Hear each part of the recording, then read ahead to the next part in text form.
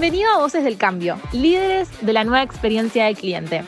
Escuchá a los expertos que están liderando esta transformación. Hola, bienvenidos a un nuevo episodio de Voces del Cambio, líderes de la nueva experiencia del cliente. Hoy tenemos el placer de recibir a Emma Carbón, quien cuenta con una destacada trayectoria en operaciones y Customer Experience.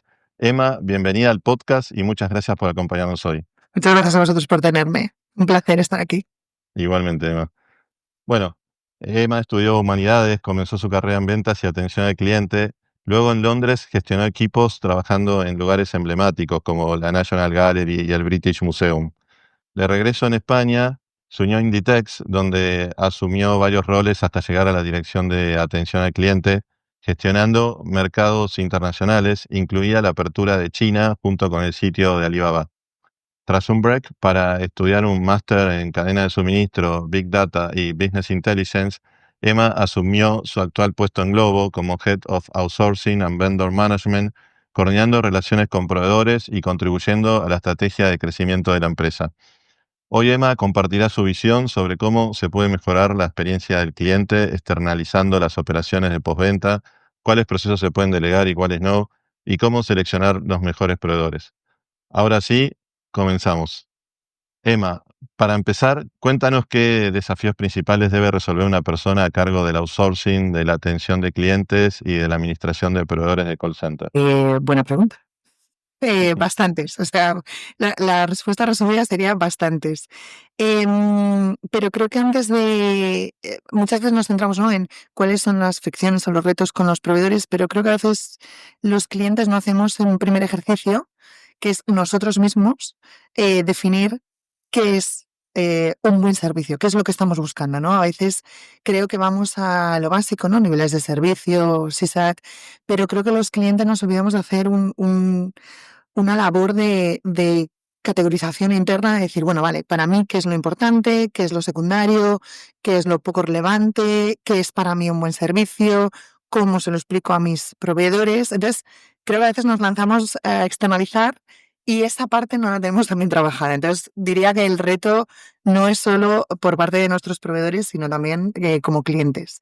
Si un cliente ya tiene esa parte bastante bien trabajada, eso es algo que creo que en Globo lo tenemos bastante, como decimos aquí, masticado. El segundo reto es traspasar un poco esa visión claramente a nuestros proveedores. Creo que los proveedores tienen mucha experiencia con un portfolio muy amplio de clientes y a veces esa experiencia con clientes previos puede traerse a la conversación, pero quizás este nuevo cliente no tiene esa visión de servicio, tiene otra visión. Entonces, creo que es muy importante ser muy transparentes, muy honestos y tener una comunicación como muy recurrente y muy continua hasta alinear totalmente lo que nosotros entendemos el cliente como un buen servicio y lo que entiende nuestro proveedor, que es el servicio que estamos buscando. Entonces, retos en ese proceso, todos los que te puedas imaginar, pero creo que son solucionables. Pero sobre todo es eso, para mí el primer reto es primero la estrategia interna, tenerla clara, y segundo, el alineamiento con esa estrategia interna con el proveedor. Diría que es el más grande. Lo demás es secundario, casi todo. Excelente, Emma. ¿Y todos los procesos con clientes son tercerizables? Yo te digo, según mi experiencia, lo que he visto en diferentes proveedores en todo el mundo, te diría que no conozco un proceso que no sea externalizable.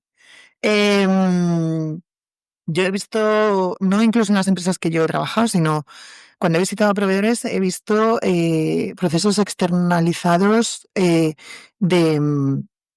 gestión de averías complicadas en automoción, gestión de firmas hipotecarias, algo tan sensible como todo un proceso de negociación y firma hipotecaria, lo he visto externalizado. Obviamente, con un grado de especialización y conocimiento brutal dentro del proveedor. O sea, no es externaliza de cualquier forma sin un buen proceso, no. Pero creo que con un buen proceso, un buen diseño de proceso y una buena documentación y una buena comunicación, creo, seguramente habrá alguno que no se me ocurre ahora, pero creo que todos los procesos que conozco son susceptibles de ser externalizados con mucho trabajo detrás, pero sí, mi respuesta yo creo que sí. Ya hay una frase popular que dice, todo es tercerizable menos el dueño, ¿no? Exacto, es que al final, entonces digo, el core, siempre hablamos del core, pero bueno, es que a veces el core es la estrategia que tiene el CEO en la cabeza, que obviamente eso no lo puedes externalizar, pero lo demás, yo diría que casi que sí. Sí, o sea, las acciones de una empresa no se pueden Exacto, tercerizar, pero igual se pueden vender, o sea que todo exacto. menos el dueño. Todo es susceptible de ser. Así mismo. Emma, y en una compañía como Globo, donde el servicio al cliente es literalmente misión crítica, ¿cuáles son los mayores retos que enfrentan al gestionar equipos externalizados? No es tanto a nivel equipo, sino yo creo que nuestro servicio tiene unas particularidades muy concretas y al final se convierte en un reto para nuestros proveedores a la hora de entregar ese servicio al cliente final. Yo diría al usuario, pero al final nosotros damos soporte a los 3 usuarios principales de Globo, no solo al cliente final. Damos soporte a los riders, a los conductores, a los tiendas, restaurantes, supermercados y al cliente final. Entonces, lo primero es que, claro, Globo es una empresa tecnológica y aparte comenzó su vida como una startup de rápido crecimiento, de explosión expansiva. Y entonces eso, el primer reto yo creo que conlleva es que necesitamos proveedores que sean muy ágiles. Yo siempre digo que la característica para trabajar bien en Globo o con Globo es la plasticidad cerebral. O sea, sin eso no se puede gestionar una cuenta como la de Globo. Entonces, lo primero es eso, somos una empresa tecnológica que intenta innovar, entonces nuestros proveedores tienen que estar muy abiertos al cambio y a implementar proyectos casi cada quarter para adaptarse al ritmo, ¿no? y a los desarrollos que vamos implementando en Globo. Y luego es verdad que nuestra industria en particular tiene algunas particularidades que son difíciles de traducir cuando se está gestionando un centro de operaciones o de soporte. La primera es que nuestra industria, nuestro servicio, mm, generalmente se reduce a 45 minutos. No es, yo anteriormente trabajaba en e-commerce, donde tu tiempo de preparación y entrega un pedido pueden ser hasta 72 horas. Pues bueno, tienes unos tiempos de gestiones amplios. Nosotros entregamos comida, principalmente. También otro tipo de productos, ¿no? Farmacia, supermercado, pero comida es una de nuestras grandes líneas. Y al final tienes 45 minutos desde que recibes el contacto hasta solucionarlo en los contactos en vivo. Entonces, eso somete a mucha tensión a nuestros proveedores y al servicio que ofrecen nuestros proveedores para dar soporte a nuestros usuarios. Y luego también tenemos una particularidad añadida que es que la comida se consume a la hora de comer y a la hora de cenar. Y son unos picos muy extremos, especialmente en Europa, y unos valles muy extremos también. Entonces, nuestros proveedores, si no tienen experiencia con este tipo de industria, pueden sufrir cierto estrés a la hora de adaptarse a los retos que tenemos ya en Globo como industria. Entonces, yo creo que eso al final se lo traspasamos a nuestros proveedores. Hemos ido encontrando diferentes soluciones, pero sí que es difícil conseguir que los proveedores se rueden en esta forma de trabajar con estas curvas tan concretas. Después, ya es el tema del branding, la asociación con la marca, la retención del talento, lo que ya sufrimos todos los clientes. Pero si me preguntas por Lugo, te diría que esos son 3 de las particularidades que a nuestros proveedores les suponen más reto en general. A mí me encantó lo de plasticidad cerebral. Sí, sí, es que sin Nunca lo plasticidad había cerebral. escuchado.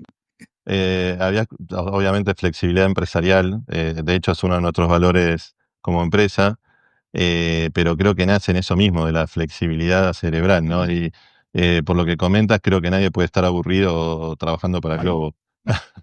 No, probablemente no podemos ofrecer otras muchas cosas, pero intensidad, innovación y gas, que es uno de nuestros valores, creo que son permanentes en Globo, o sea, cada día. Emma, ¿y entonces qué criterios consideras a la hora de elegir un partner BPO y cómo asegura Globo de mantener la calidad en la atención de clientes al tercerizar esos procesos? Lo primero, o sea, como lo que hablaba al principio de la alineación, creo que es crucial. O sea, creo que es crucial el tener una comunicación casi al detalle con nuestros proveedores para que entiendan lo que es para nosotros un buen servicio. O sea, creo que sin eso es muy difícil, pero no es solo compartir, no hablo solo de compartir unos KPIs y ya está. nos olvidamos. Hablo de bajar al fondo, de hacer muchas reuniones, tener mucha comunicación, de enviar mucha documentación, de hablarla, de hacer brainstormings, de proponer incluso en las dos direcciones, porque creo que sin esa primera comunicación abierta y transparencia es muy difícil Mm. llegar a que nuestros proveedores puedan ofrecer el servicio que nosotros entendemos como bueno. Luego creo que además es importante romper un poco esa barrera de cliente-proveedor. Al final somos clientes y proveedores, pero somos un equipo único trabajando para que ese usuario final tenga una experiencia absolutamente memorable. Entonces, creo que nuestros equipos, y esto me encanta en Globo, también lo intentamos hacer en Inditex, pero en Globo creo que hemos llegado a un nivel de mastering absoluto, que es trabajar codo con nuestros proveedores. Nuestros equipos visitan a nuestros proveedores nos visitan a nosotros, hacemos el estándar, ¿no? Hacemos nuestras llamadas semanales, nuestras llamadas mensuales, pero creo que entendemos en ambas partes que nos necesitamos para hacer un buen trabajo. Entonces, la eliminación de esa barrera creo que es muy importante. También es verdad que el tono, el tone of voice que tenemos en Globo, el cómo vemos el negocio ayuda mucho, ¿no? A esa cercanía, a esa rapidez, a esa apertura hacia nuestros proveedores y hacia nuestros usuarios. Y luego, tercero, yo creo que está metido dentro del segundo, que es esa colaboración no tanto a nivel compartir información, sino también a nivel humano. O sea, creo que los equipos trabajando físicamente o digitalmente juntos, teniendo muchos puntos de contacto, creo que hace que los proveedores, muchas veces nos pasa, ¿no? Que los equipos de los proveedores se sienten tan globo como ellos mismos. Entonces creo que eso ayuda mucho, porque cuando tienes un equipo, aunque sea de un proveedor, que siente que la evolución de la empresa, el crecimiento de la empresa también forma parte, ellos forman parte de ello, mi experiencia es que esa involucración repercute en un mejor servicio. Esto a nivel general. Luego ya hay cosas más operativas, pero creo que eso sería un poco la base de conseguir bajar o, sí, de compartir con nuestros proveedores esa visión y que ellos luego lo bajen a sus equipos. Ujú. Ahora, Emma, siendo la operación de Globo distribuida en múltiples países, son muchos países, ¿cuántos países son? Creo que ahora son 23 y tenemos muchas localizaciones, trabajamos con 10 proveedores, pero estaba hace poco revisando nuestra historia y que hemos trabajado con, creo que si no me equivoco más de 20 proveedores en todo el mundo. Todo el mundo, en todos los continentes, yo creo. ¿Cómo logran garantizar una experiencia de clientes consistente a través de los diferentes BPOs en los diferentes mercados? Sobre todo al principio fue muy complicado, porque crecimos muy rápido en muchos países a la vez, entonces íbamos solucionando los retos a los que nos enfrentábamos en cada país, muchas veces casi a mes vista. Pero ya en los últimos años, cuando ya se frenó un poco esa expansión, nos dedicamos mucho esfuerzo a estandarizar casi todo lo que tiene que ver, en general en Globo, pero especialmente con LiveOps, con el servicio de soporte. Entonces, es cierto que tenemos las mismas herramientas para todos los proveedores del mundo, no tenemos fragmentación de herramientas, entonces un agente va a usar siempre el mismo CRM, esté en Kazajistán, esté en Kenia o esté en Perú. Los procesos, sabiendo siempre que hay un factor local, porque no siempre puedes estandarizar el 100% del proceso, a veces tienes métodos de pago que son solo de un país o particularidades que son solo de un país, pero en general estandarizamos la mayoría de los procesos, tanto como para riders, como para clientes, como para restaurantes o tiendas.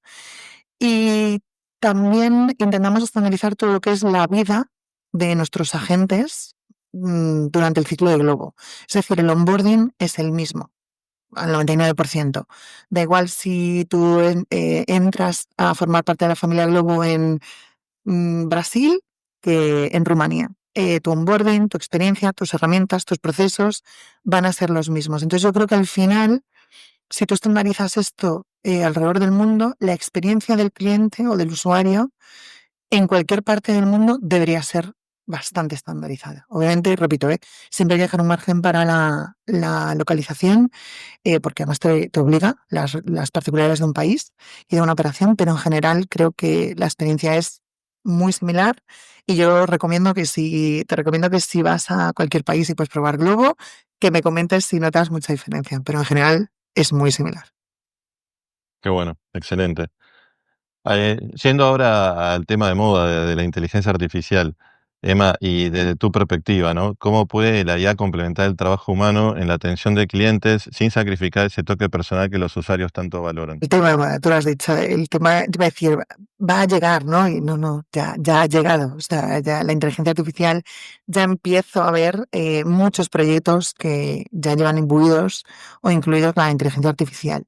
Si me preguntas a mí personalmente, me cuesta mucho hacer un vaticinio diagnóstico de lo que va a significar la inteligencia artificial a pocos años vista, porque veo que hay muchísimas posibilidades, incluso algunas que no, creo que yo no llego ni siquiera a alcanzar a imaginar.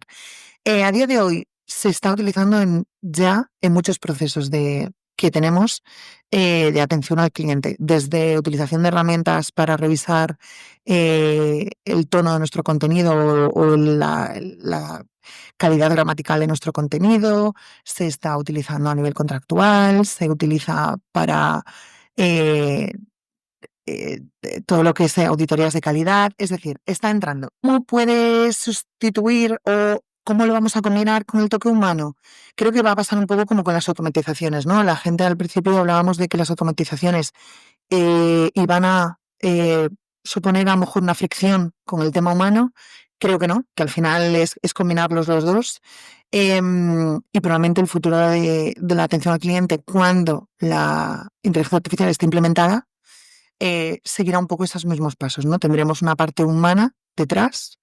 No sé decirte cuánto será esa parte humana o cómo funcionará la relación humano-AI, pero creo que es algo que ha llegado para quedarse. Entonces tenemos que encontrar esa convivencia que al usuario le resulte útil, que a la gente le resulte valioso y que la máquina, que la inteligencia artificial entre cuando realmente aporte valor.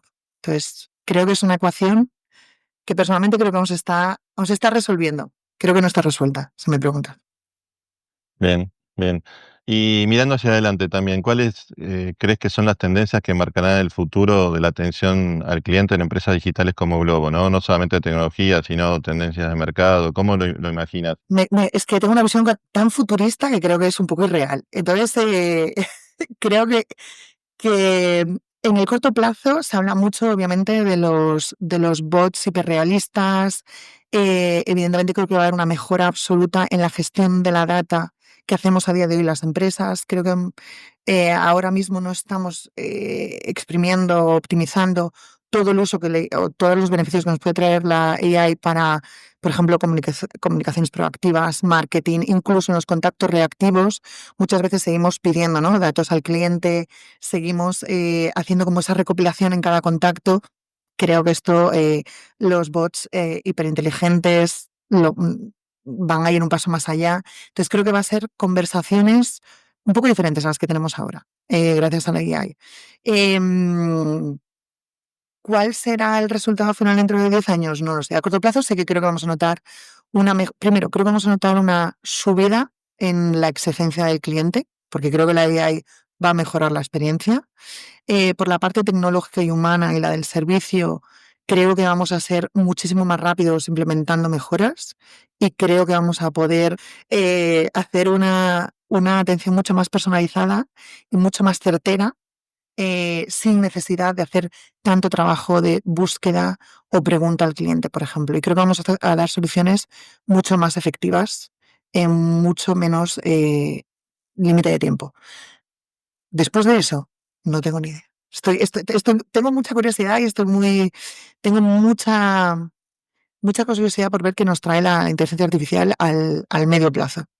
Ante todo, sí, y ante todo un cliente cada vez más exigente, ¿no? Sí. Es que creo que además, cuanto más vaya mejorando, nos vaya ayudando a mejorar el servicio, la inteligencia artificial, más va a subir ese nivel de exigencia. Entonces creo que estamos en una carrera de mejorar. Quizás habrá marcas que dirán, oye, se acabó, no solo es cuestión ¿no?, de rapidez o dar o bombardear al cliente con información, nos queremos centrar en esto. Puede ser. Habrá otras marcas que nos darán muchísima información de forma proactiva sin nosotros tener que contactar a soporte. Creo que va a haber muchas estrategias diferentes según los clientes y el uso que hagan de la inteligencia artificial. En Globo, uno de nuestros objetivos es siempre la eficiencia. Entonces, al final lo que hablábamos, ¿no? También está relacionado con el tiempo de servicio. Nuestro tiempo de servicio es muy cortito, entonces nuestros clientes valoran muchísimo la eficiencia y la efectividad. Al final, cuando tú estás esperando la comida, quieres que te llegue rápido y caliente. Entonces, creo que a nosotros la inteligencia artificial nos va a ayudar en ese sentido mucho. En No otros hay, sectores veremos. no hay una misión crítica más crítica que un cliente que tiene hambre, ¿no? Exacto. Sobre todo si Y la verdad, lo digo con mi compañero que es italiano, y me dice, Emma, aquí, o sea, en Italia, esto es cuestión de Estado. O sea, la comida es cuestión de Estado, y digo, totalmente.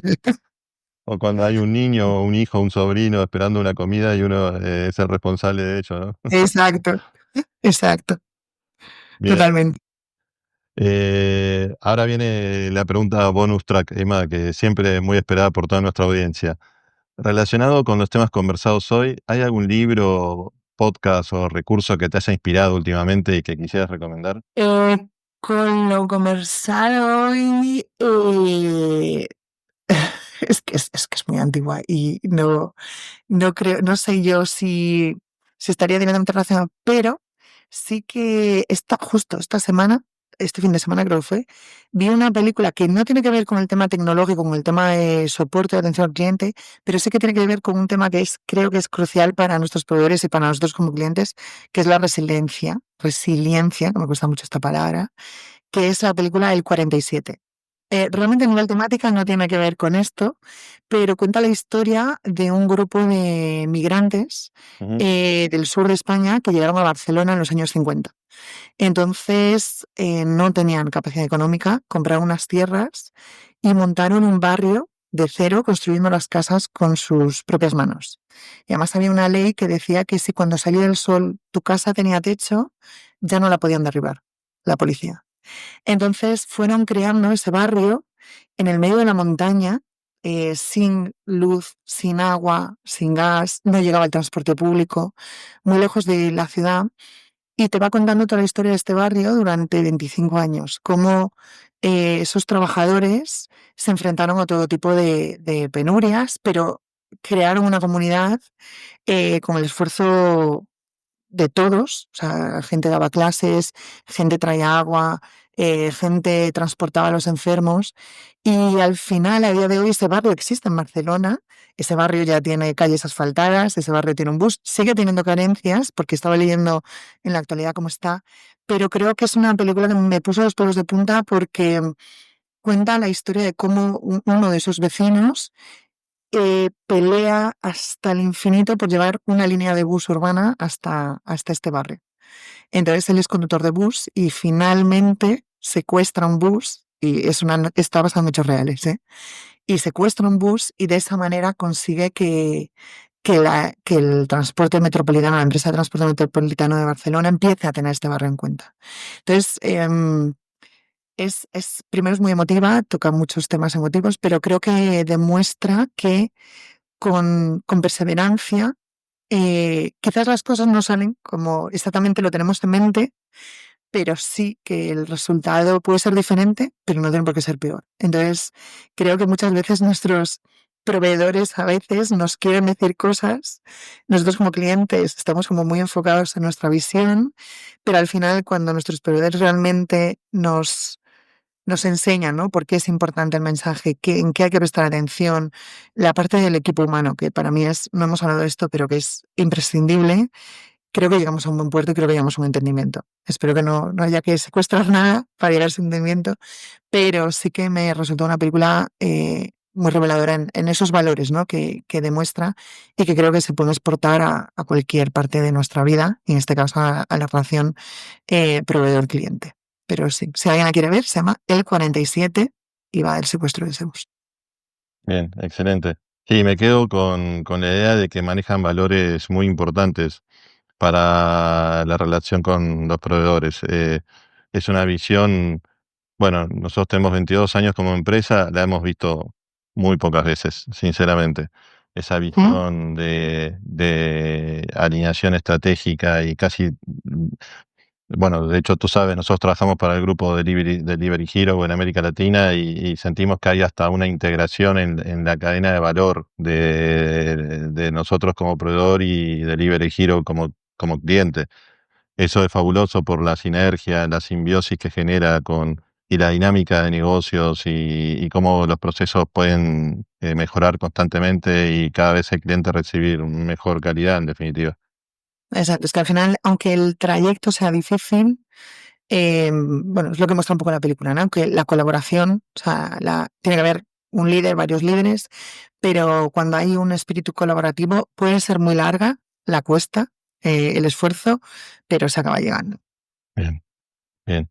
Emma, ha sido un placer conversar contigo hoy y muchas gracias nuevamente por participar. Espero que nos podamos ver pronto en Barcelona. Espero también. Aquí te A no- esperamos. Bien, excelente. Y a nuestros estimados oyentes, los invitamos a que nos sigan en YouTube y redes sociales de Stendo Group BPO para conocer los nuevos episodios que estaremos presentando sobre esta apasionante temática, Voces del Cambio, líderes de la nueva experiencia del cliente. Nos vemos en el siguiente episodio. Muchas gracias. Has estado escuchando Voces del Cambio, líderes de la nueva experiencia del cliente. Para más información, visita extendo.biz y continúa sintonizándonos para descubrir más sobre lo nuevo en experiencia del cliente.